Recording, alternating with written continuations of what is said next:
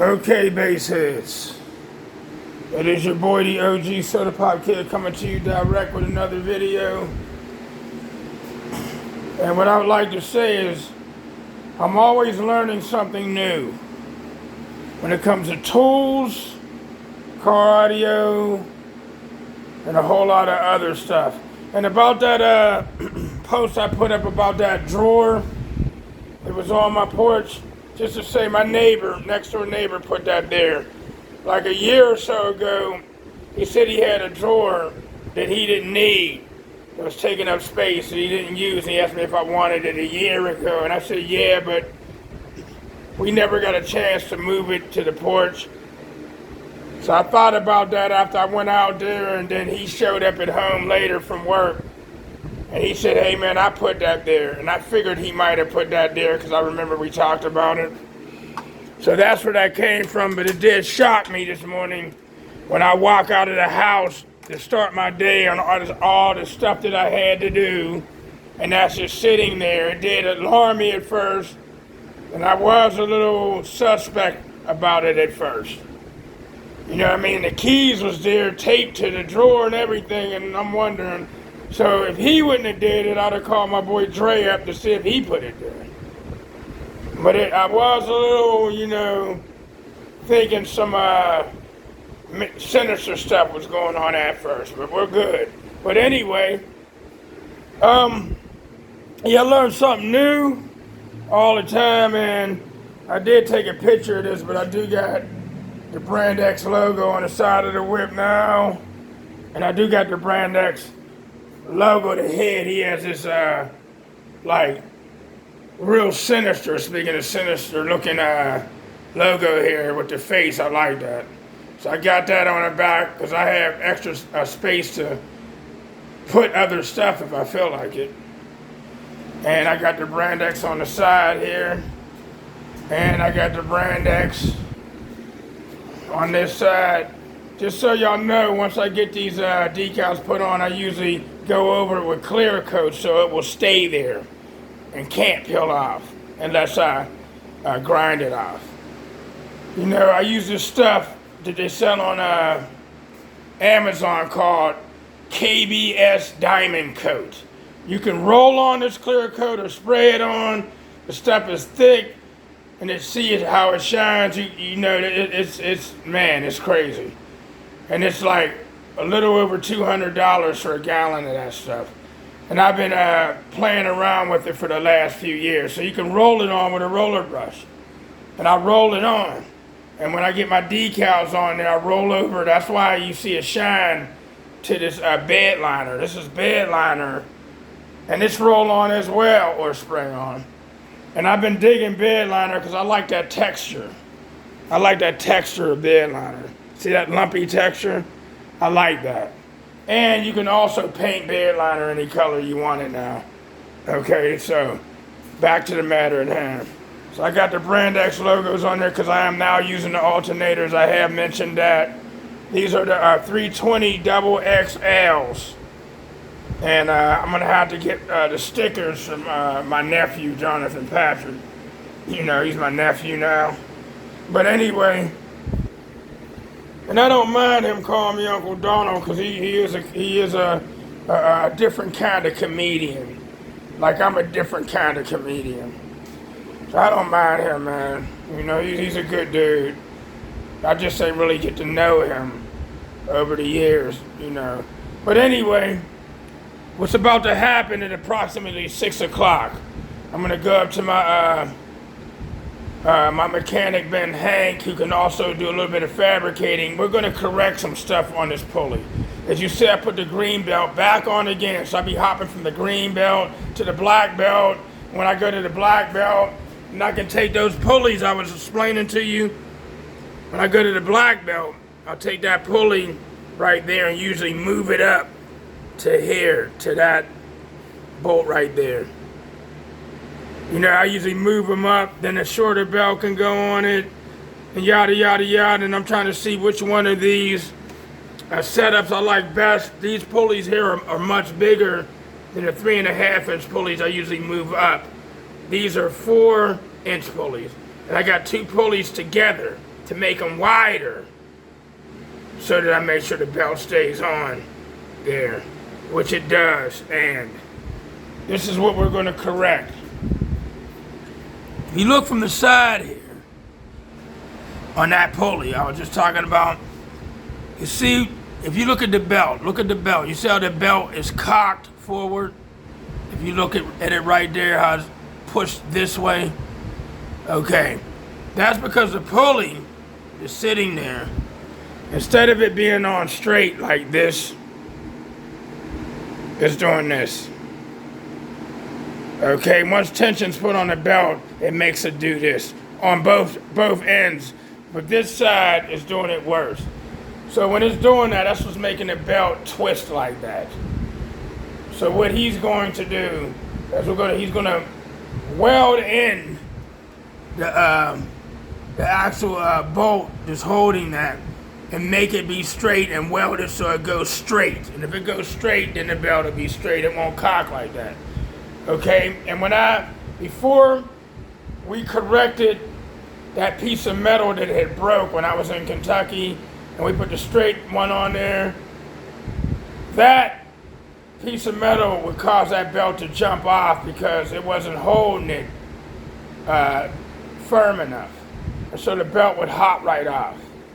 But when I moved the pulley up with a smaller belt, it wouldn't hop off, but it still was crooked, but you couldn't see that it was crooked because of the pulley up here. It was not leaving that kind of length. There was a shorter length, and it was cocked, but since it was a shorter length, it couldn't move forward. If you're following, okay. Now when you look down on here, the belt is straight, going from there down to the power steering pump pulley. It's straight, but when you get up here to that pulley, that's just tilted backwards like that, and it moves over like that. So when I first got these alternators, okay, because these alternators are wider. They're like I said, they're pit bull, like little pit bull alternators. They're bulky. Because they're wider, the belt lands different. So I had the belt back, all the way back on this last tooth. You see how it hopped forward, but back there, they stayed on where I put them on, but those hopped forward. It's because of that. Okay, so once that's fixed, I can put it back to where they was and they won't hop anymore. But as long as they're not hopping off. So all the years that I've had this bracket on here, there's always some tweaking, something to learn. And always some tweaking. And tweaking. I want to take this bracket off and I want to paint it. That's what I want to do. And I'm going to do it whenever I get the balls to remove all of this and pull it off there and paint it then. But it's going to get done. It's going to get done. That's what I want to do. But we're supposed to correct that in about a half hour.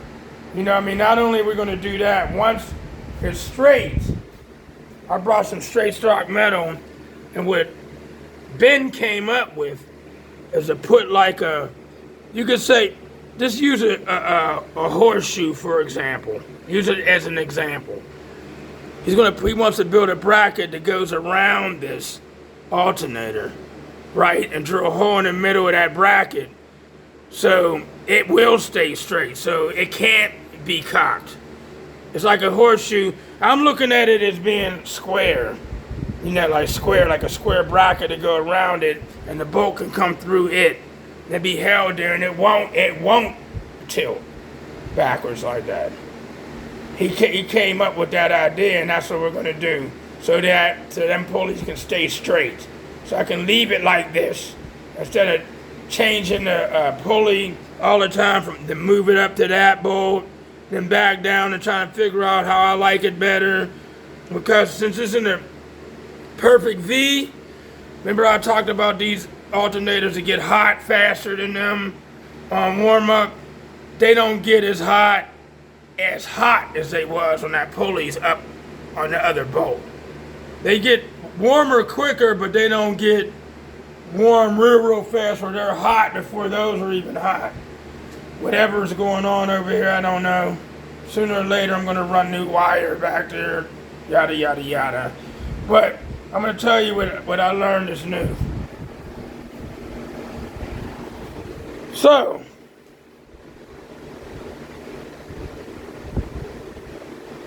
on the alternators, the smaller 320 small cases and the other ones, these pulleys.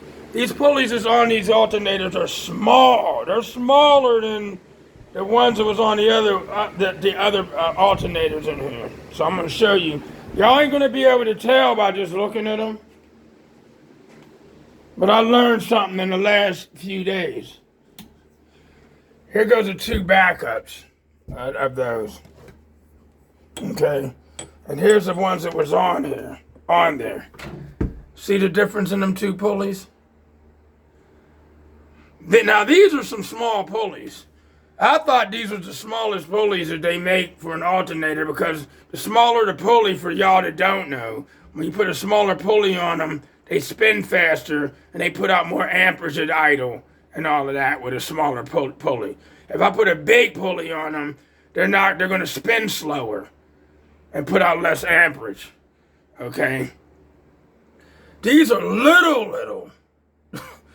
And the bolt on the inside of these are bigger. So that's a 15/16 bolt. Those are 7/8. And the opening is bigger. Okay, so just for kicks and giggles, I always make sure that all my sockets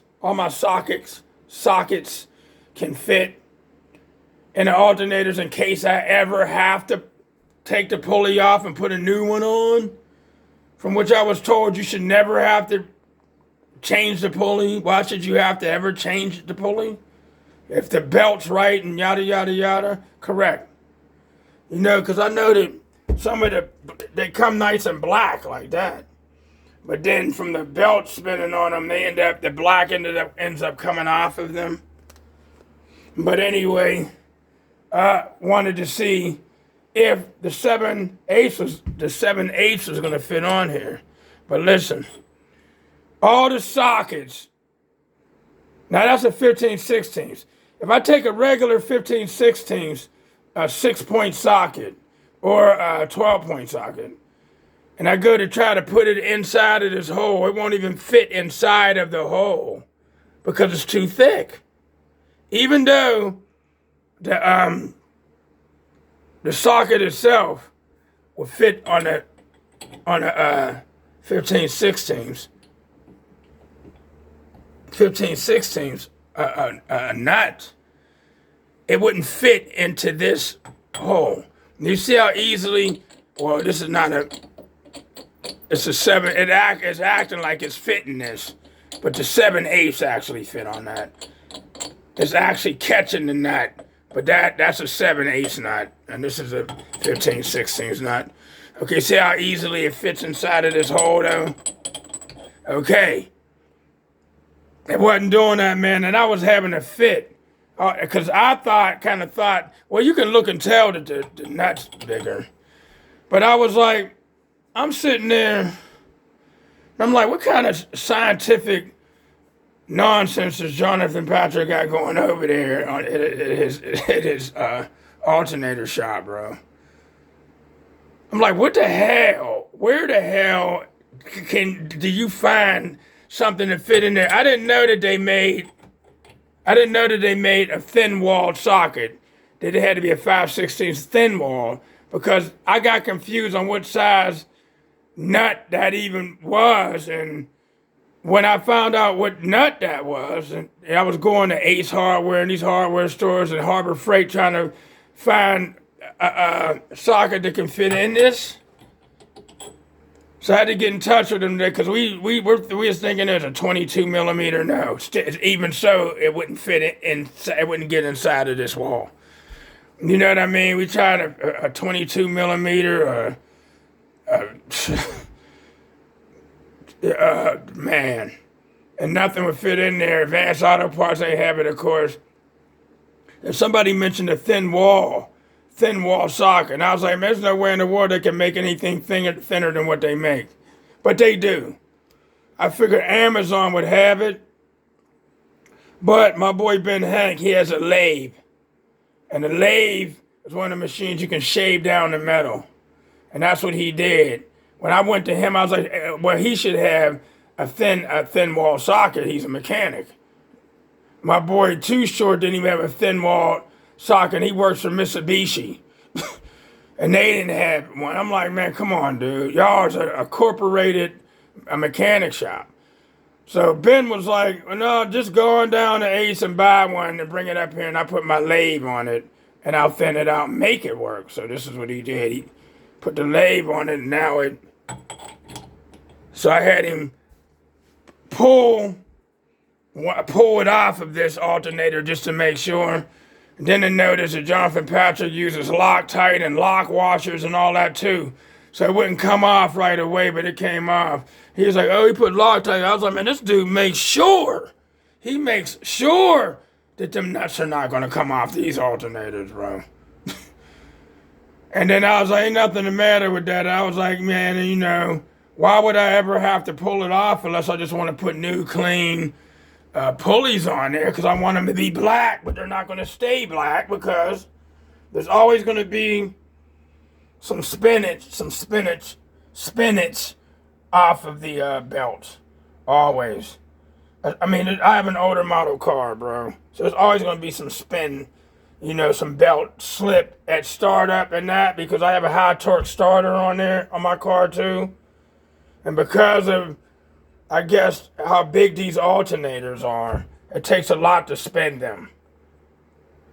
You know what I mean? It takes a lot when you first start a car to spin these big, crazy looking things, man. And so, it's probably going to scrape off some of the black off the pulley. But nevertheless, yeah, my boy Ben Heck made, you know, I brought a brand new one, he made a lathe. But then I went on Amazon after the fact and found out they do make thin-walled sockets. You know what I mean? Then they got the ones that's for taking off the nuts on certain rims, so you don't mess the rims up too. They have them thin like that. Advanced Auto Parts just don't sell. They just sell a couple millimeter ones. I went on there and found a 5/16 thin wall, and I ordered it today. But I got this because I was going to take a couple more up there to Ben and say, hey man, leave a couple more of these so I can have backups. You know, I like backups. Let me turn this on. So that's what I learned new. Cherishing this thing. I'm putting it right where I can find it. I'm putting it, you know, I want to have one in the car and one just sitting there. These are tools I need to take off certain stuff. And then, on top of it, today my high torque starter, I'll mention that last. See, I got my pod there for my phone for doing videos. And I also can put it there if I want to use my GPS to go places too, but that's another story. And another thing I'm going up to Ben's for, I'm getting ready to put a frame around his window so I can put Lexan in front of this window. So it hits that before it hits the window. So see all the metal there? I'm about to go up there and that's going to get done too. That probably may not get fully finished until next week. We're going to start on that. We're going to finish the pulley thing, but we're going to start on this. Alright. And I put some Velcro there so I can stick my phone there for GPS reasons. You know, see the easy pass up there? Yeah, for GPS reasons. Okay. And the last show, I told you when my numbers went backwards. Well, my AC volts that went down on the amplifiers, they dropped from 106.5 down to 103. And I noticed something with them Brazilian amps. If you disconnect, when I had the whole dash out, the whole radio disconnected, it seems like when you disconnect those Brazilian amps, the AC volts is not going to be where you left them when you put it back together. And I went to a show and didn't check the AC volts to see if they would still be at 106.5 AC volts. They were at 103. That's one reason why the scores went backwards. So I don't really know if that block off down there would have actually really helped or not. But I turned my AC volts back up, and I know blocking off this window may help. because the bass ain't gonna go inside of there when it should be going elsewhere. That's why I'm doing that. Okay, and since the speakers are, it's a top port where the speakers are going to cross the car. I figured this whole opening can be utilized to see what part of this opening is going to give me my highest score. And I'm thinking the middle, under the dash in the middle with the seats out, because since the speakers are going across like that, since the speakers are going across like that, you know what I mean? It'll be equal between the two the subs is coming this way, and the subs is in the middle and going that way. It's all going to shoot up under there, and it's not technically going to go to one side of the car when all the speakers are firing up under the whole entire dash. Y'all feel me? Does that make sense? Well, we'll find out. But that's what me and him's going to work on too. You turn that off. Oh, and the other little stuff I'm doing in here, I forgot. I added this piece here because it was like an opening there for years. So I shut that off. Okay. And the expander foamed up in there to make it solid. And I shot it off over there. You can see the expander foam that I got to either paint over or scrape. These things was nice and painted. And the expander foam just came out and went where it wanted to go. You know how expander foam is. Okay. So boom, boom. All right. So let me shut this off. Yeah, I'm trying to do everything I can to get my scores to go up, man. And then there's some other stuff I got to shut off. There is door leaks. See that? You know, I got that tinted up on there so y'all can't see that expander foam, ugly as expander foam that was down there. So I got that put there to hide that. And I'm gonna get some lettering down there. Just don't know yet. And I had to get the Resilient Sound sticker smaller. I got it smaller because it was big as hell, and it would have came down onto the black. Not saying it would have. I just needed it to look uniform, so I got it 2 inches shorter. That's all. Because I got Resilient Sounds on here every damn where. You know what I mean? So that's that, messing with that. I'm going to end up resin glass matting and fiberglass resining the roof. I don't know if that's going to be done by states. Maybe it will. That'll make it stronger up here. Because I'm getting some rattling. I should have cut 2 holes in that roof and shoot more expander foam up in there until it can't take no more is what I should do. To make that roof a little bit more sturdy, because I'm getting some chattering on this side, and I'm thinking it's the subs doing it. But it can't be the subs doing it, because every build that I had in here, whether it was 18s or whatever, there was chattering going on over here. So, and the subs their self is not, the subs ain't on, you know. But nevertheless, that's that. So I wanted to, you know what I mean, chat with y'all about what I've been doing on this car, and it's an ongoing thing. So I woke up this morning with 1,500 things to do. And then I come out and that drawer's there, but that was nothing. I just left it there. Saw the keys, opened it up, nothing was in there. Figured somebody just gave it to me, and I went on about my business. Okay, and yada, yada, yada. I had to cut metal and do this and do that, come down here. I shot the expander foam up in there last night, it was dry. I had to cut all the excess off.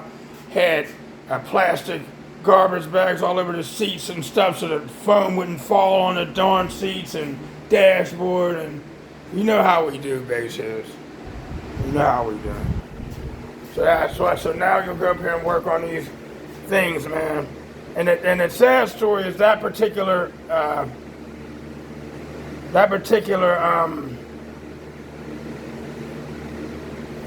dag, man, what am I forgetting? It's not Napa belt. It's a Gates. That particular Gates belt, that size, the 1223, that's $130 damn dollars at Napa, and over $100 at O'Reilly's. But Amazon has it for $93. That's an expensive damn belt. I don't get it. That's the HD, the high definition. And I'd rather it be black because when these get dirty, you know it. The black ones you can't tell. But nevertheless, it's a strong belt. It's a quiet belt. It don't get a lot of screech. And about that starter, I almost forgot. I got a high torque starter on there. Okay, so I got that starter from Murray Automotive Electric. Ordered that for me. It's a direct swap out of the original starters that goes on these 350 rockets, old school 75 rockets. Well, that's out of a 73. And it's supposed to handle every bit of 15 plus volts. You know what I mean? So I got that. And today I'm driving around. I had a doggone screw in my darn tire. A screw in the tire. I drove all the way out to Uniontown yesterday with the screw in the tire and came back with it in the tire. It was all the way in it. It was leaking, but very, very, very slow. So I went and got that repaired. Came back from that. Went to the house. Came out the house. Got in the car. Started up and went to ride. And it was just chattering. This crazy chattering. Going up under the engine. Under the car. On the engine side. So I was like, what the hell is going on? I thought my rods and bearings went. That's how loud it was. So I rushed back over here to the garage. I get on my knees and look under the car while it's running. You can hear it coming from up under the engine. I jack it up, and the darn starter was loose, banging up against the darn engine. Like loose. No, not from the bolts that mounted onto the engine. It was the bolts. You can clock those high torque starters. You can clock them. You can take these two bolts out and spin it the way you want it to lay under there so you can get to the bolt connections easy. Those two came loose. And I'm lucky they didn't come out of here, man. Because that part of the starter would have fell right out of there. Well, all I had to do was let the starter down and tighten them. But that's what the problem was. They came out. And I guess from all the vibration and pounding and slamming on this thing, it made them come loose. And they shouldn't have never came loose, or they came loose. But everything's good because I was worried. I'm not going to be going to States. I'm going to have to get a whole new engine. And once I have to get a whole new engine, I take care of this. I change the doggone oil every 1,500 miles. I take care of it. Just got a new cap and rotor. Just about to get a new MSD ignition. I don't know how long them last. I don't know how to check these MSDs when they go bad. I don't know how to check them. And I don't know how to check that ignition coil when it goes bad. People say when they go bad, they just die. I haven't found a mechanic that knows how to technically check those. But anyway, yeah, I'm about to go up here and get this stuff done. I'll be there for the duration. I'll keep in touch with y'all, show y'all the results and what it looks like and what happened after we are done. It's your boy, the OG Soda Pop Kid. Good morning, good afternoon, good evening, and good night, and peace.